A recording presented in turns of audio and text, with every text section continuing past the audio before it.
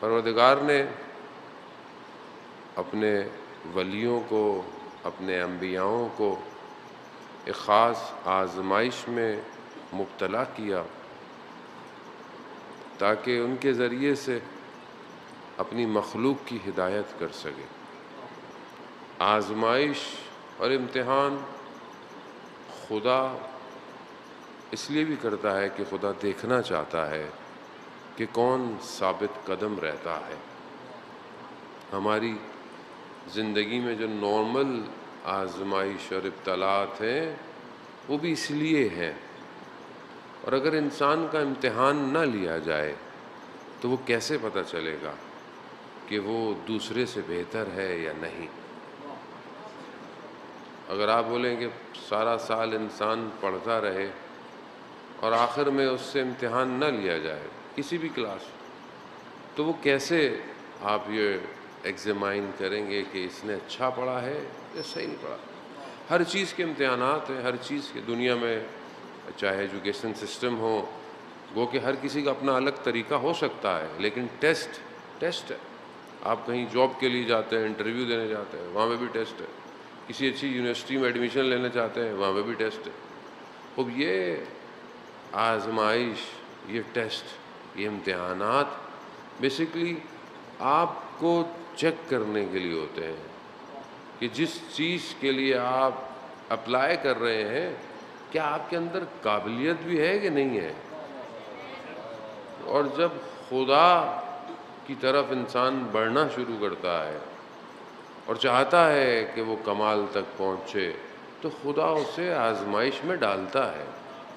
کیوں ڈالتا ہے؟ تاکہ چیک کرے کیا اس کے اندر کمال تک پہنچنے کی صلاحیت بھی ہے کہ نہیں ہے۔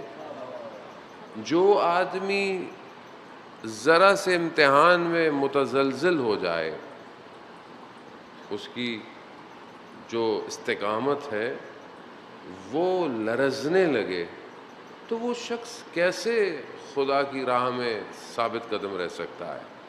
کیونکہ آسان نہیں ہے۔ آپ کے سامنے اللہ نے نبیوں کو آزمائش میں ڈالا۔ حضرت آدم آزمائش میں ڈلے، اوپر سے پہلی آزمائش اوپر ہی ہو گئی۔ اللہ نے کہا کہ یہاں نہیں جانا، اس درخت تک نہیں جانا، چلے آزمائش ہو گئی۔ آزمائش ہوئی، نیچے اترے، گریا، رونا، اور اس کے بعد باہر آ گئے۔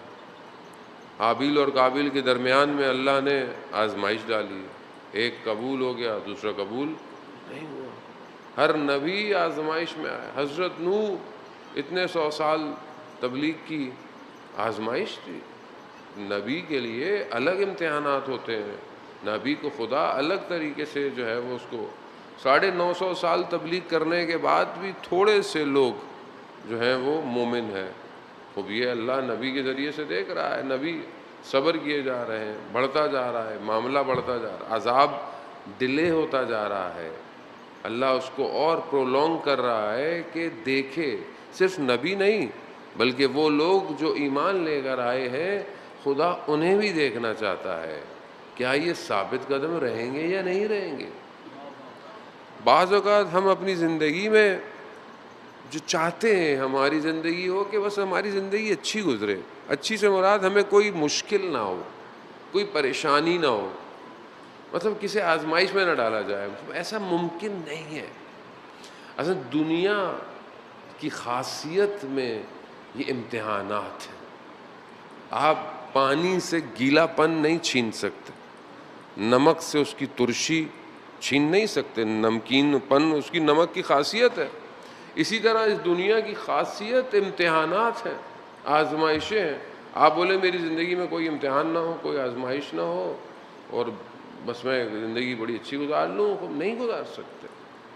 اور مومن ہر لمحے آزمائش میں ڈالا جاتا ہے تاکہ خدا اس کے درجات کو بڑھائے۔ خدا چاہتا ہے، خدا نے ڈیزائن ایسے کیا ہے۔ خود نبی سارے امتحانات کے اندر آپ کے سامنے آئے۔ حضرت یونس علیہ السلام کی آزمائش الگ تھی۔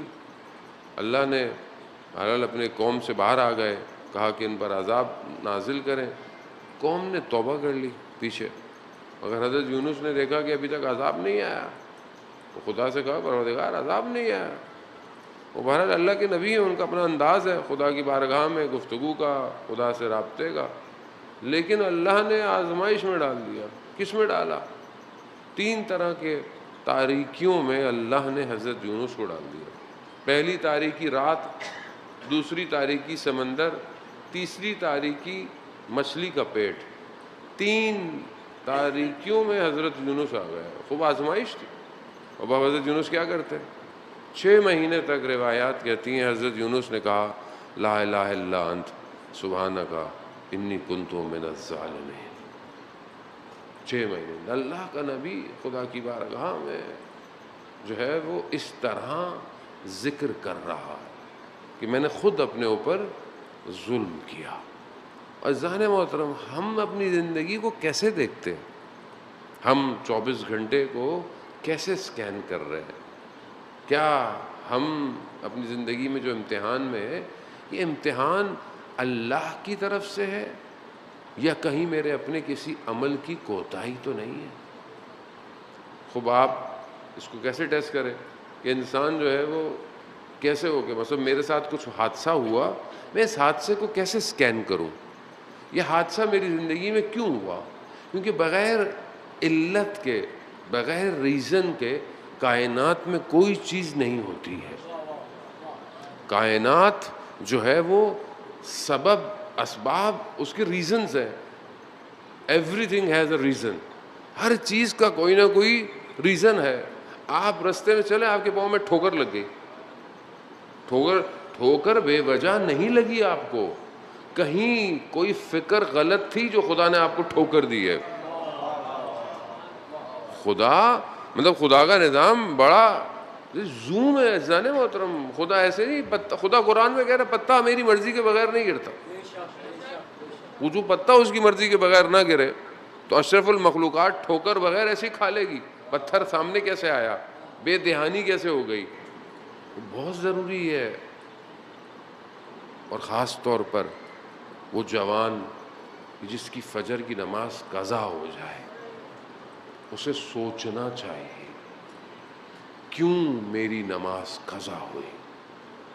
کوئی ایسا کام میں نے کیا جس کی وجہ سے اللہ نے عبادت کی وہ جو خصوصیت تھی وہ مجھ سے سلب کر لی۔ ایسے ہی ہے نا، مطلب ایک آدمی نماز پڑھا ہے، عبادت کر رہا ہے، سجدے کر رہا ہے، خدا کا کرم ہے اس کے اوپر، لیکن اگر نہیں کیا سجدہ، سوتا رہ گیا۔ ایک شہید اپنے وصیت نامے میں لکھتا ہے کہ میری زندگی کا سب سے تاریک دن تھا جب میں صبح اٹھا تو سورج نکل چکا تھا۔ اب یہ ریزن، وہ میری نماز مجھ سے دیر ہو گئی، چھوٹ گئی، اب یہ علت کیا ہے، ریزن کیا ہے؟ وہ اس کو آپ ڈھونڈیں اپنی زندگی کے اندر۔ ایسے زندگی نہ گزاریں مثلا چل رہی ہے تو چل رہی ہے، اوپر بہت حساب کتاب ہے، یعنی ہر چیز بہت بہت مائنر جو ہے وہ کنٹرول ہو رہی ہے۔ اللہ کا نظام ہے، ہمارے جیسا نہیں ہے کہ مثلا میں آپ 2-4 کو دیکھ سکتا ہوں، باقیوں کو میں نہیں دیکھ سکتا ہوں، میری محدودیت ہے، میں کتنوں کی طرف دیکھوں گا گفتگو کرتے وقت، وہ میری اور اگر نظر بھی آئے گا تو مجھے کیا نظر آئے گا؟ اور اگر آیا بھی نظر تو صرف آپ کی شکل نظر آئے گی۔ میں نہ آپ کے ارادے پڑھ سکتا ہوں، نہ میں آپ کے قلب کو دیکھ سکتا ہوں، نہ میں جو آپ کر کے آئے ہیں اسے دیکھ سکتا ہوں، نہ میں وہ جانتا ہوں جو آپ یہاں سے جا کے کریں گے، وہ میں محدود ہوں۔ مگر وہ ان اللہ علی کل شیء قدیر ہے، اس کے علم نے احاطہ کیا ہوا ہے، وہ سب جانتا ہے۔ اس کو آپ کیسے کیسے بولیں گے کہ خدا تو نہ دیکھ مجھے؟ کیسے آپ کہیں گے؟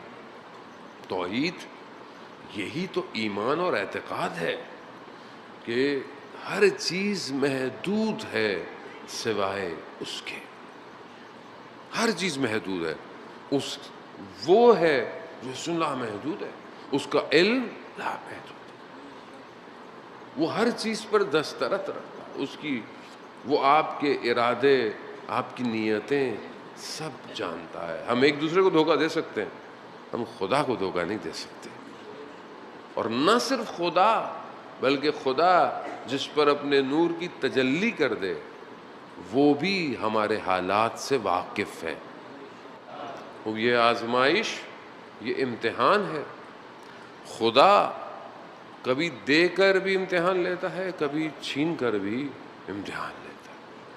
خدا کا اپنا نظام ہے، خدا جس کے ساتھ جو چاہے جس طریقے سے چاہے، اور اپنے ولیوں کے ساتھ خدا کا اپنا ناز ہے، وہ ان کو جس طرح سختیوں میں رکھتا ہے وہ ولی جانتے ہیں اور وہ خدا جانتے ہیں۔